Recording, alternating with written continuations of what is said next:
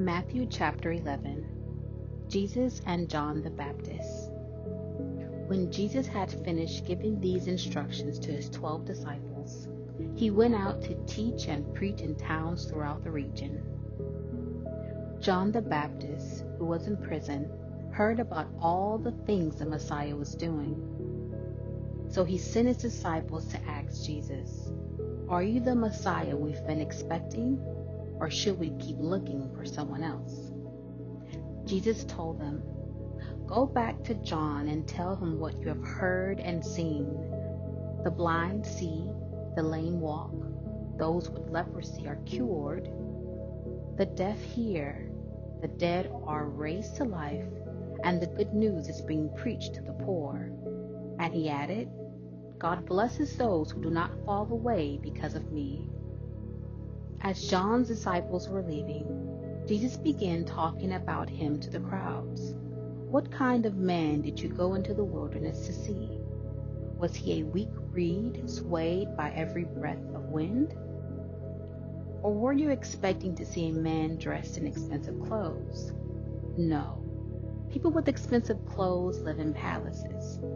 Were you looking for a prophet? Yes, and he is more than a prophet. John is the man to whom the scriptures refer when they say, 'Look, I am sending my messenger ahead of you, and he will prepare your way before you.' I tell you the truth, of all who have lived, none is greater than John the Baptist. Yet even the least person in the kingdom of heaven is greater than he is. And from the time John the Baptist began preaching until now, the kingdom of heaven has been forcefully advancing, and the violent people are attacking it. For before John came, all the prophets and the law of Moses looked forward to this present time. And if you are willing to accept what I say, he is Elijah, the one the prophet said would come. Anyone with ears to hear should listen and understand. To what can I compare this generation? It is like children playing a game in the public square. They complain to their friends, "We played wedding songs, and you didn't dance. So we played funeral songs, and you didn't mourn." For John didn't spend his time eating and drinking, and you say, "He's possessed by a demon."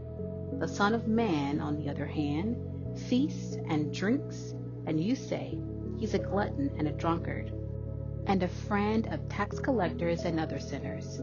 But wisdom is shown to be right by its results. Judgment for the unbelievers. Then Jesus began to denounce the towns where he had done so many of his miracles, because they hadn't repented of their sins and turned to God. "What sorrow awaits you, Chorazin and Bethsaida? Or if the miracles I did in you had been done in wicked Tyre and Sidon, their people would have repented of their sins long ago, clothing themselves in burlap and throwing ashes on their heads to show their remorse.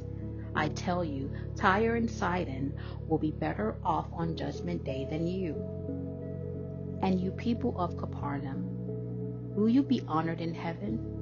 No, you will go down to the place of the dead. For if the miracles I do for you had been done in wicked Sodom, it would still be here today. I tell you, even Sodom will be better off on Judgment Day than you." Jesus' prayer of thanksgiving.